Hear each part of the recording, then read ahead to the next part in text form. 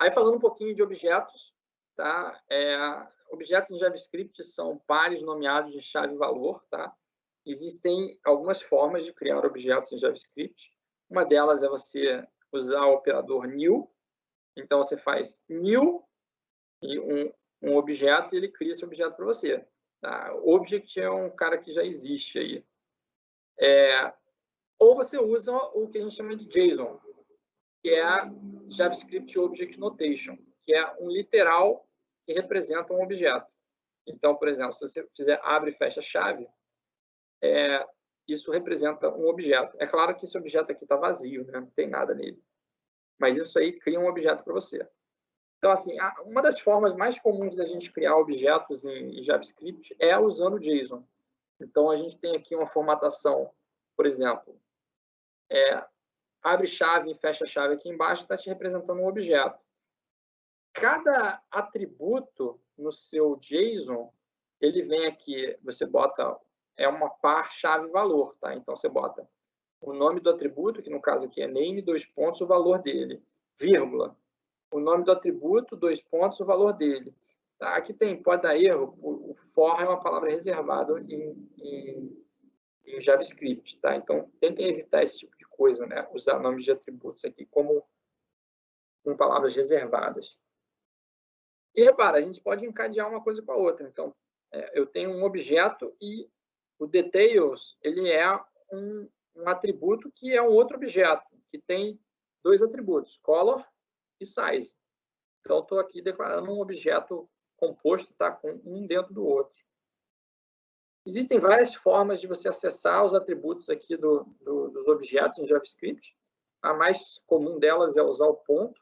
Então, você bota lá obj.details.color. Então, você entrou nesse objeto, veio aqui nesse cara details e pegou esse color aqui. Vai te dar orange.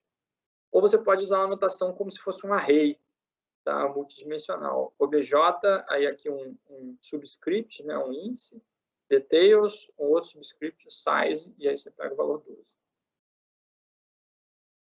A gente ainda não viu arrays, mas você pode declarar dentro do JSON arrays com abre e fecha colchete, tá? Então, você pode declarar que é um objeto que tem um array dentro.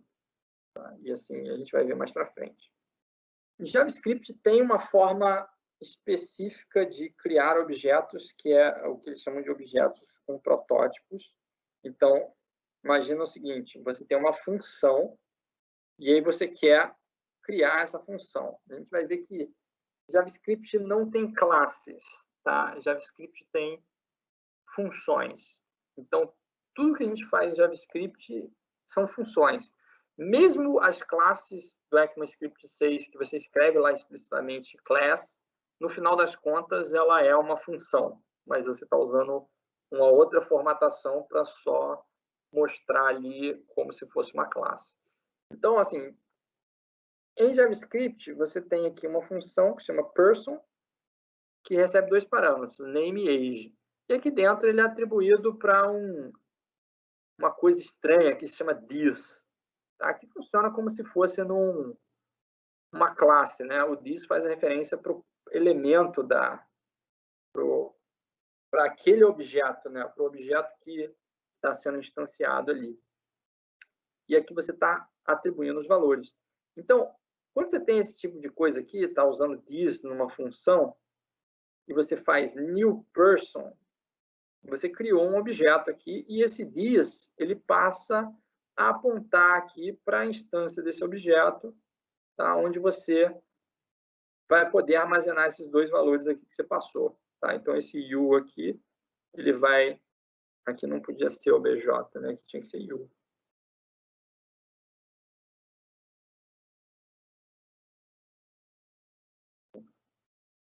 Tá? u.name recebe Simon, tá? E aqui você vai recuperar o valor. Tá? Então, funciona como um objeto normal. Tá? E as classes? Né? Eu acabei de falar que não tinha classe, que a classe vira uma função. No final das contas, ela vai ser uma função, tá? Mas se você quiser usar esse tipo de notação, ele te permite, tá? Uma notação que fica mais parecido com orientação a objeto aí, clássica.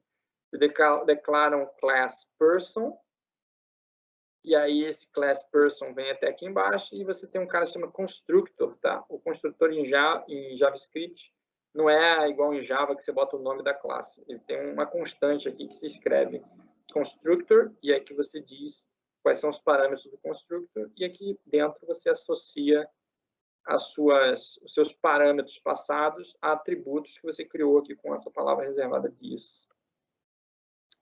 E a instanciação do teu objeto é a mesma coisa, tá? New person, e aí você passa os valores aqui. Vamos falar um pouquinho de arrays, tá? Como é que funcionam os arrays. Você pode declarar um array com um objeto aqui que se chama array. Então, você pode fazer new array, ele cria um array para você. Conforme você vai atribuindo os valores aos índices do array, ele vai colocando elementos nas posições. O array em JavaScript ele é dinâmico, tá, gente? Então, você não precisa dizer o tamanho dele a priori.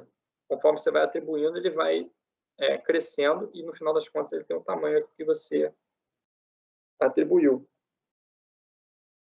Você pode criar também um array com literal JSON, tá? Então, por exemplo, var A, aqui você tem o colchete como literal para criar um array, e você separa as coisas por vírgula. Também vai ter um comprimento 3. Cuidado com o length, tá, do array. O length do array, ele te dá sempre o maior índice mais 1. Então, assim, você criou um array aqui com 3 posições. Atribuiu a posição 100 fox. O length dele vai ser 101. Mas, no final das contas, você só tem 4 slots de memória sendo ocupados aqui no array. Só que o índice aqui, ele aponta para, acho que é 0, né? Isso, 0, 1, 2 e 100. Tá? E assim, você não alocou memória, você não alocou 101 posições de memória, você alocou 4. Mas o seu length te dá 101. Tá? Se você der lá um type of índice 90, só para você dizer o tipo disso, é undefined, porque essa posição não tem ninguém. Você pode trabalhar, se você não quiser trabalhar dessa forma que te dá problema com length, quiser botar um cara no final de um array, você usa um método que se chama push para botar no final. Então, você tem lá vará, dog, cat e hen. E aí você bota um push no final e tem um length 4. Se você usar o pop, ele puxa do final. Tá? Então, ele funciona como se fosse uma pilha. Coisas para você tentar com array, né? Usar lá o for off e o for in, tá? Que vai te conseguir interar em cima do array. Os arrays, eles são objetos, tá? E eles têm muitas funções lá dentro. Tá? O interessante para você visualizar as funções de um objeto é usar um atributo implícito, que chama proto, tá? Que ele vai te dar o protótipo da função. Tá? Ou seja, o que essa função tem dentro dela, que pode ser usado. Então, isso aqui é interessante a gente tentar. Eu acho que eu não botei aqui. A gente pode botar lá no console.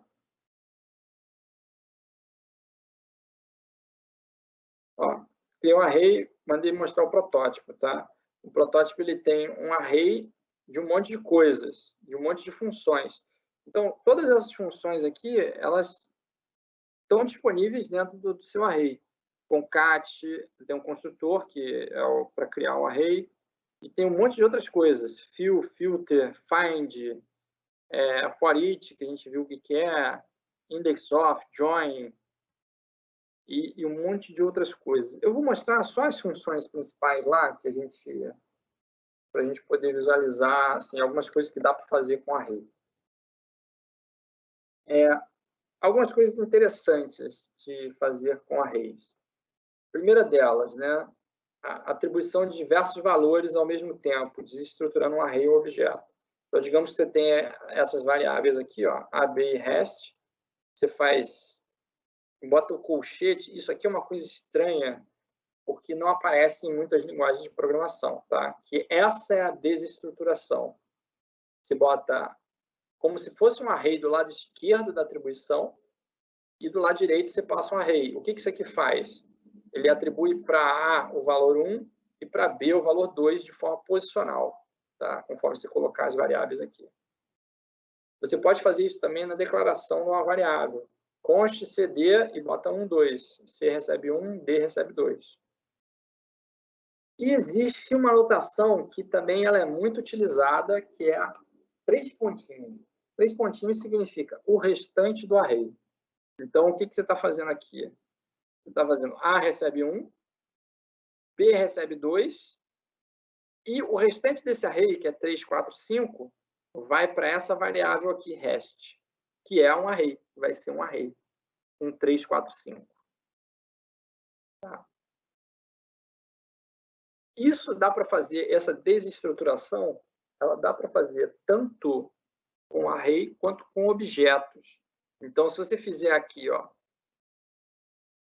do lado esquerdo da atribuição, um objeto que tem um atributo B e outro atributo A, e você passar do lado direito, A recebe 1 e B recebe 2, isso aqui ele vai fazer uma atribuição nomeada, tá? É diferente do array que é posicional. Você vai fazer o seguinte, A aqui vai receber 1 e B aqui vai receber 2. Tá? Então, tem que tomar cuidado com isso, que é uma versão mais nova do ECMAScript. Se você tentar no Firefox, não vai funcionar. Essa aqui, essa parte aqui de baixo. Tenho 3 pontinhos para o resto de um objeto. Então, o que isso aqui está fazendo? A vai receber 1 nesse novo objeto aqui. B vai receber 2 nesse outro objeto.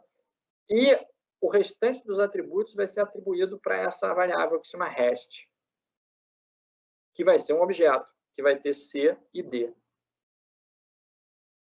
Tem que tomar cuidado, isso aqui é usado direto em JavaScript. Tá? Vocês, quando começarem a trabalhar com React, vocês vão ver que isso aqui aparece como se todo mundo soubesse disso. E é uma coisa, não tem em muitas linguagens de programação. Então, quando a gente bate o olho assim de primeira, a gente tende a não entender. Seguindo em frente, né? Funções. Funções são entidades de primeira classe em JavaScript. Então, o que isso significa? Você pode fazer atribuição com ela, passar como parâmetro, fazer, entre outras coisas. Modo tradicional de declaração de uma função, function, dá o nome da função, declara os parâmetros. Abre chave, fecha a chave para o corpo, faz o que você precisar fazer aqui dentro e depois dá um return. Tá? Se não tiver o return, a função é um procedimento, né? É um void, ele não te retorna nada. Aí tem umas notações que são mais modernas e que o pessoal até prefere ir para declaração de funções em JavaScript. Tá? Então, assim, primeira delas, né? A gente viu aqui o nome da função aqui depois do function. Mas como funções são entidades de primeira classe, você pode declarar uma função sem nome e atribuir ela a uma variável. E essa variável passa a ser uma função. Então, se você quiser chamar essa função aqui, você faz o sum e passa lá os 2 parâmetros. Tá? Além disso, existe a declaração com uma notação que chama de arrow function, ou função de seta, né? Então, como é que funciona, né? Você não tem a palavra function e você sabe que é uma função porque existe essa setinha aqui apontando para o corpo, igual, maior. Então, isso te diz o quê? Você tem uma função anônima com 2 parâmetros, x e y, e o corpo da função está aqui, ó. Isso aqui é o corpo da função. Tá? Que está declarado aqui entre chaves. O interessante de arrow functions é que o arrow function pode ser declarado com uma instrução só, evitando abrir e fechar o corpo, e o que você colocar aqui já é o return. Então, se você tiver uma função igual essa aqui, que só tem uma linha, com arrow function você faz uma declaração muito concisa, assim, com poucos caracteres. Você tem uma função soma, que recebe 2 parâmetros x e y, e o resultado dela é x mais y. Isso aqui é o retorno da função. Tá? Os arrow functions, eles são usados assim, com frequência em quem faz programação funcional, né? A notação funcional ela é muito utilizada. Então, assim, a gente tem algumas funções em JavaScript, principalmente ele trabalhando com array, que quando você combina com arrow function, assim, faz as suas operações ficarem muito poderosas com pouco pouco código, né? Então, o que a gente tem aqui? Não. Tem um array com 3 posições, 1, 4 e 9, chamado number. E aí vamos começar a usar aqui umas funções de array, chama map, mapeia os elementos de um array em um outro array, dada a função passada. Então, ó, numbers.map, e aqui você vai dizer como é que é a sua função de mapeamento. Então, para cada posição do array, ele vai fazer a chamada dessa função aqui, pegar o retorno da função e colocar na posição correspondente.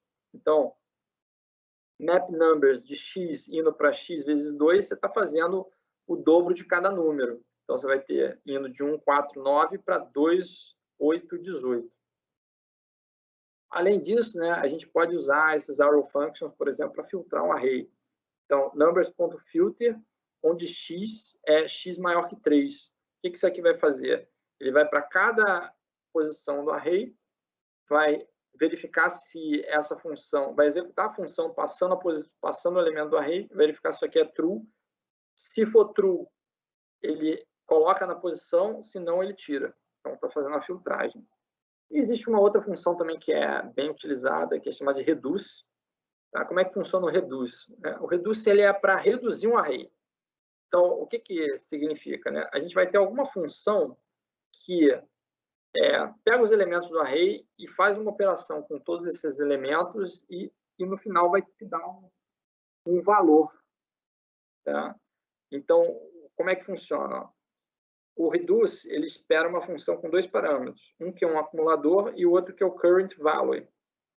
E aí, o acumulador vai ser o retorno da operação para cada elemento, para cada operação de redução que você faz.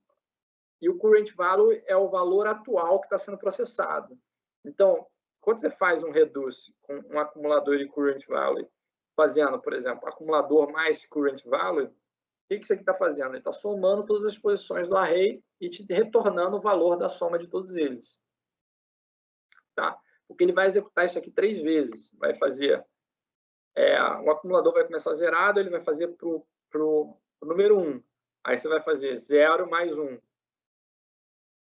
Tá? Depois você vai fazer o acumulador, quanto é que está? Está 1. Aí eu vou fazer o acumulador 1 e current value 4. Aí eu vou fazer 1 mais 4. E, por último, ele vai fazer o acumulador com 5, que é 1 mais 4, mais o current value 9. Aí eu vou fazer 5 mais 9, 14.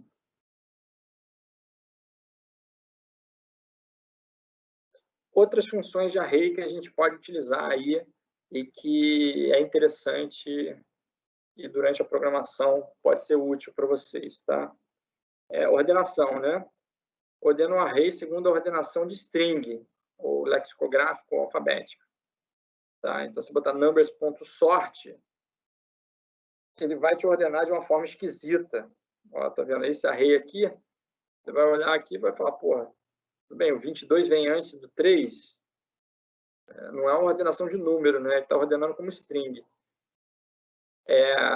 Você tem o reverse também para inverter a ordem. Se você quiser fazer a ordenação de números, você tem que usar um comparator, né? Que é igual ao Java. Você pega 2 elementos, se ele retornar negativo, é porque o primeiro é menor que o segundo. Se ele retornar igual, os dois são iguais. Se ele retornar positivo, é que o primeiro é maior que o segundo. Então, se você botar aqui um comparator AB, um arrow function, dizendo A menos B, ele te dá a ordem crescente. Se você fizer B menos A, ele vai te dar a ordem decrescente. Numérica, né?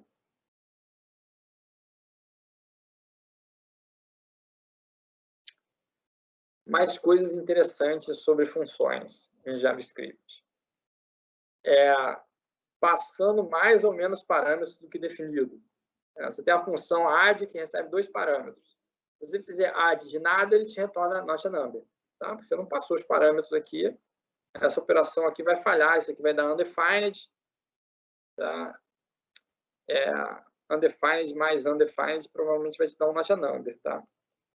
E se você passar mais elementos, isso aqui não dá erro. Ele vai pegar aqui os 2 primeiros e o último vai ser ignorado. Tá?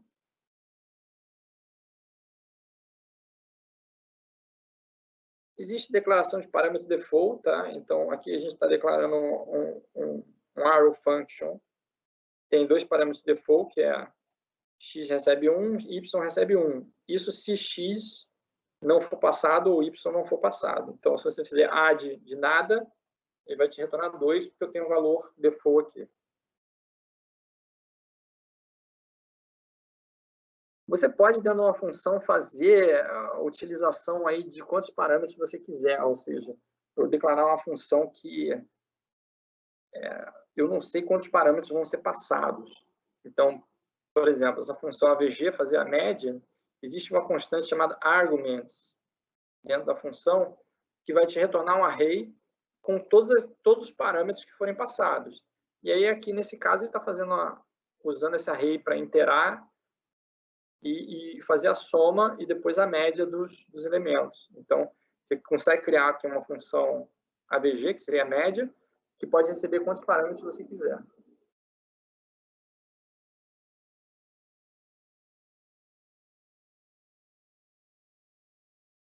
O mesmo comportamento você pode fazer com a notação REST, tá? Que é o 3 pontinhos.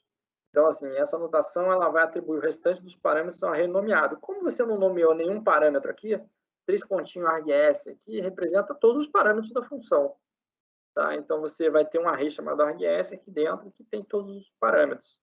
Aí você pode usar lá um for off para fazer a soma e depois fazer a média com o comprimento desse array. Ou seja, funciona da mesma forma. O REST ele funciona assim, a partir do momento que você tem um parâmetro, ele vai pegar só os parâmetros depois, tá? Então, assim, first param, nesse caso aqui, ele vai atribuir 1. E os outros vão para args, tá? E aí você faz a média aqui.